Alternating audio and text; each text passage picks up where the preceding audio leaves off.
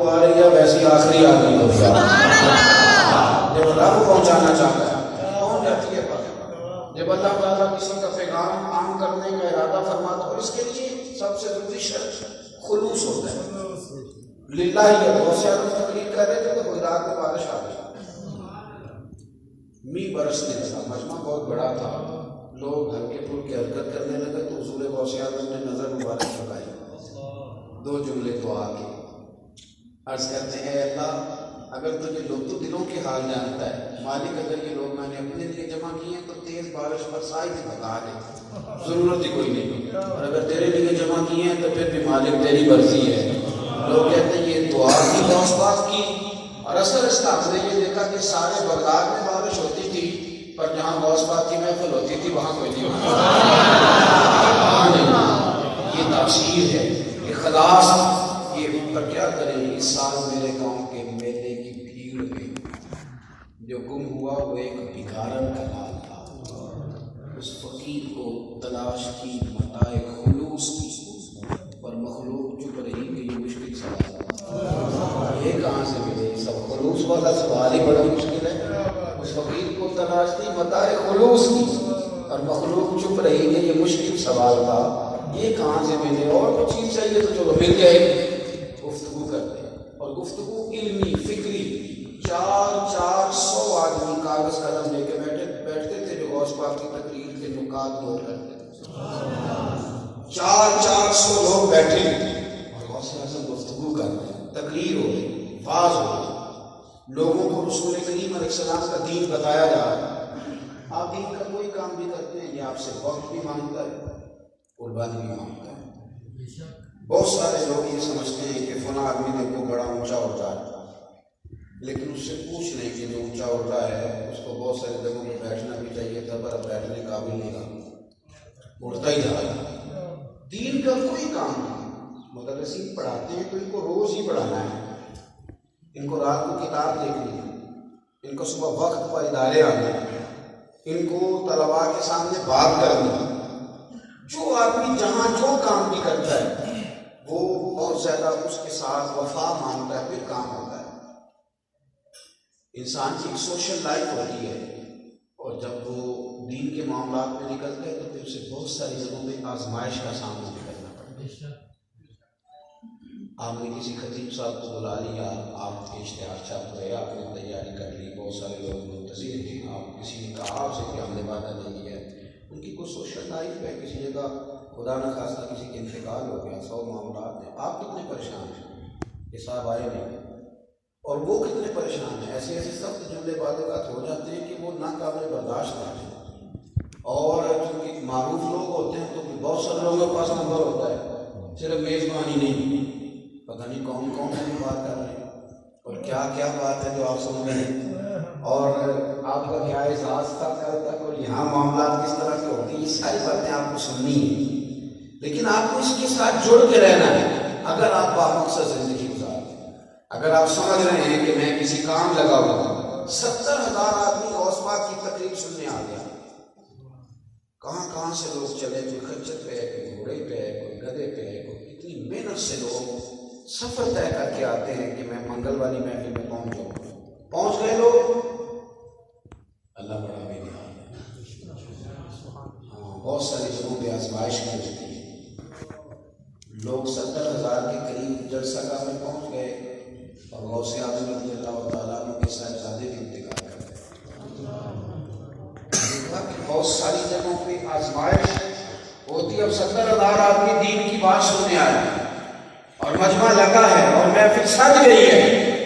یاری تیری سونا ہے اور آزمائشاں تیریاں آگ ہے. یہ سونا پر کیا جامنا ہے نا, ذرا نہ لگا دے لگ, اتنا آسان کام تھوڑا ہے. حضرت غوث پاک رضی اللہ تعالیٰ کو تدفین کے لیے حکم دے دیا, قبر نکلنے لگی. یہاں منظر یہ بنا کہ غسل اور کفن کی جب تیاری ہو گئی تو جو محفل کا ٹائم ہے وہی جنازے کا ٹائم. لوگوں نے پوچھا حضور اب کیا کریں گے؟ یہ جو اولاد ہوتی ہے یہ آدمی کو کمزور کر دیتی ہے, انسان بزدل ہو جاتا ہے, اپنی بیماری دیکھ لیتا ہے, بچوں کی نہیں دیکھی جاتی, اپنی بھوک کاٹ لیتا ہے, بچوں کی تھوڑی دیکھی جاتی ہے. حضور اب خطاب ہوگا کہ جنازہ؟ تو حضور غوث اعظم رضی اللہ تعالیٰ عنہ اٹھے، سر پہ امامہ باندھا اور فرمانے لگے میاں جنازہ تیار کر کے نہ تو محفل میں لے آنا، میں تھوڑی دیر اتروں گا، 4 تکبیریں پڑھوں گا اور پھر میں بیٹھ جاؤں گا، اس لیے کہ میرے لیے زیادہ ضروری رسول اللہ کے دین کی بات ہے، میں دین بتاؤں گا لوگوں کو، پیغام حق سناؤں، اس لیے کہ میں یہ وعدہ کر چکا ہوں، پانی پر سویدیاں رنگا رنگ کھڑے اسی نے پڑھیا اس کا جانی گی جس کا توڑ چلا۔ غوث اعظم رضی اللہ تعالیٰ عنہ نے خطاب فرمایا، تقریر ہوئی، یہ تو تب پتہ چلا لوگوں کو کہ جب صاحبزادے کی میت مبارک پہنچ گئی جلسہ گاہ میں اور حضرت اترے، 4 تکبیروں کی امامت کر کے فرمایا میرے بیٹے کو لے جاؤ تم دفن کر دو، اور میں جو دین کی باتیں باقی رہ گئی ہیں وہ میں رسول اللہ کے غلاموں تک پہنچاتا ہوں۔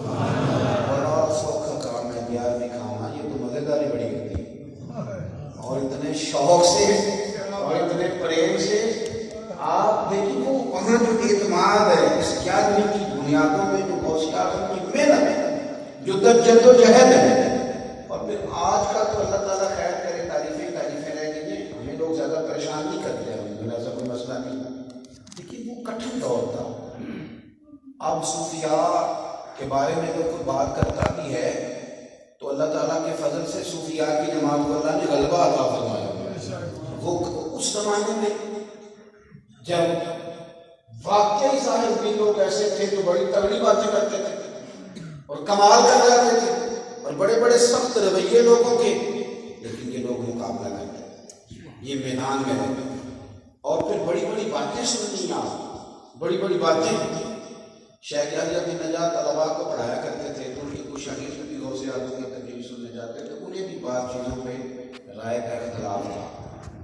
میں بہت دفعہ کہہ چکا ہوں، اس پر میں نے مسلسل کئی تقریریں بھی کی کہ رائے کا اختلاف حسین رائے کا اختلاف سنا اور چہرہ کھلا کر کے سنا چاہیے، اس میں مطلب آپ کسی بندے کو اتنا اونچا نہ لے کے جائیں کہ آپ محسوس کریں کہ یہ کوئی غلطی کاری نہیں سکتا۔ سنیں، شیخ یحییٰ بھی اختلاف رائے کرتے تھے کسی جگہ، ان کے کچھ شاگرد تقریر سننے جاتے تو کہتے تم سبق پڑھا کرو، یہاں آیا کرو، وہاں کیوں جاتے ہو؟ ایک شاگرد سے کہنے لگا حضور اب آپ کو کیا بتائیں، آپ گئے ہی نہیں تو یہاں تو ایک دفعہ جا کے دیکھ لینا تو کیا مطلب؟ فرمانے لگے چلو ہم لے چلو، شیخ یحییٰ کو لے آئے، فرماتے میں گیا تو چہرے پہ کپڑا ڈال کے گیا، کسی کو پتہ نہ چل جائے کہ میں بھی آیا ہوں، اور ایک ستون کے پیچھے بیٹھا اور قربان جاؤں جب حضور غوث پاک نے تقریر شروع کی تو مجھے یوں لگا یہ تو میری باتیں کر رہے ہیں، تو بالکل وہ جملے بول رہے ہیں جس کی مجھے ضرورت تھی۔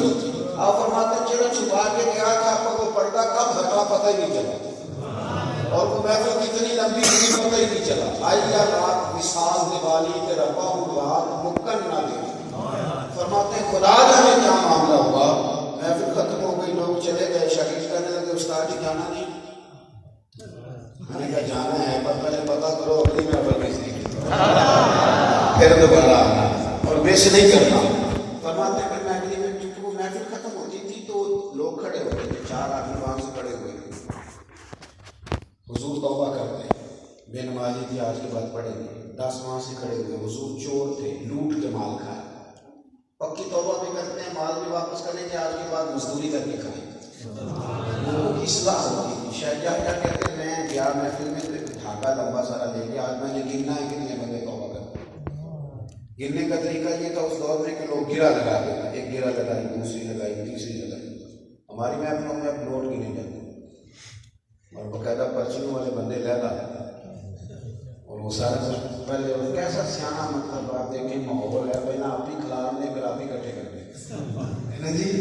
میں قصور میں گھر پڑوس ایریے میں تھا تو کہیں ایک صاحب وہ کہتے ملنا ڈکنا نہیں، میرا بڑا دل کرتا تھا، میں مجھے صاحب آپ نے ہنسنا نہیں، مسئلہ ہنسانے کے لیے سنا بھی نہیں، مجھے کہنے لگے نہیں میں سوٹ کے چڑھنے، میں کہ ٹھیک ہے میں تیار ہوں، پر 5,000 سوٹ میرے شوق کا پتہ چلے 13,000 کا شوق کے ساتھ جلسہ نہ خراب کر دیں، کیسے مطلب شوق پیدا کیے ہوئے کوئی حال ہی نہیں، اور اتنا آپ یقین کریں یہ ایسا عجیب معاملہ لگتا ہے۔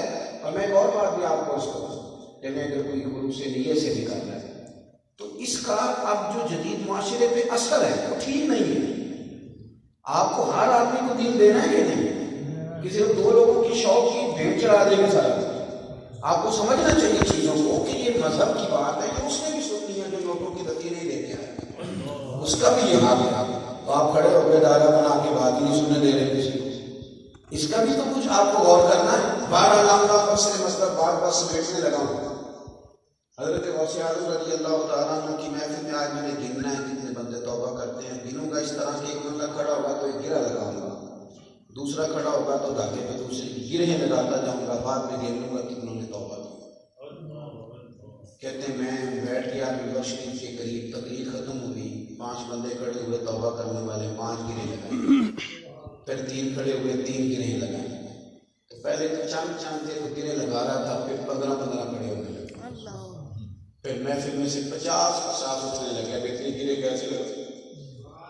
کہتے ہیں میں پریشان ہو گیا, کبھی بندے گرتا, کبھی گرہیں دیکھتا, کبھی غوث پاک کی طرح دیکھتا. میری بے چینی دیکھی تو حضور غوث اعظم نے نظر کرم تو پھر زیر رب تھوڑا مسکرائے اور فرمانے لگے کہ میں دلوں کی گرہیں کھولتا جا رہا ہوں, تو لگاتا جا رہا ہے. یہ تو گرہیں کھولنے کا موقع ہے اور میں یہاں تو لگاتا جا رہا ہے. فرمانے لگے کہ میری وجہ سے توبہ نہیں کر رہے, یہ خدا کے فضل کی وجہ سے کر رہے ہیں. یحییٰ چھوڑ دے, اللہ کا فضل گنا نہیں جا سکتا, یہ شمار نہیں کیا جا سکتا. حضرت غوث اعظم نے دین پھیلایا. پھر پیار, اللہ کی مخلوق سے پیار. ملا کو کٹھے پیسے دے آئے غوث پاک جا کے کہ کوئی غریب آئے نا تو کشتی سے اتارنا نا, عبد القادر جیلانی کے کرائے پہ سفر کرا دے.